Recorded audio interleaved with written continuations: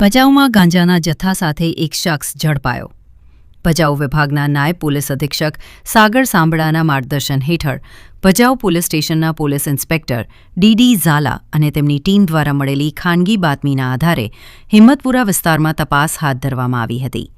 બાતમી મુજબ દાઉદ કાસમભાઈ નારેજા પોતાના રહેણાંક મકાનમાં ગેરકાયદેસર રીતે ગાંજાનો જથ્થો રાખી વેચાણ કરતો હતો. પોલીસ ટીમે તાત્કાલિક સ્થળ પર પહોંચી તપાસ કરતા આરોપીના મકાનમાંથી અંદાજે 255 ગ્રામ પ્રતિબંધિત ગાંજો કબજે કર્યો હતો.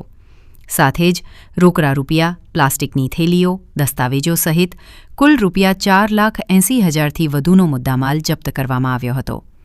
પકડાયેલ આરોપી 49 વર્ષીય દાઉદ કાસમભાઈ નારેજા રહેવાસી હિંમતપુરા વિસ્તાર ભચાઉવાળો હોવાનું તપાસમાં બહાર આવ્યું છે. આરોપી સામે NDPS એક્ટ હેઠળ ગુનો દાખલ કરી વધુ તપાસ હાથ ધરવામાં આવી છે. આ સમગ્ર કામગીરી Bhachau police inspector D Jhala તથા ભચાઉ પોલીસ સ્ટાફ દ્વારા સફળતાપૂર્વક પાર પાડવામાં આવી હતી. અહેવાલ પ્રતિનિધિ અલ્પેશ પ્રજાપતિ, ભચાઉ દ્વારા. પળના સચોટ અને ધારદાર સમાચાર નિહાળવા અમારા digital platform news channel Kutch કાનૂન અને ક્રાઇમ ન્યૂઝને સબસ્ક્રાઇબ અને લાઇક કરો.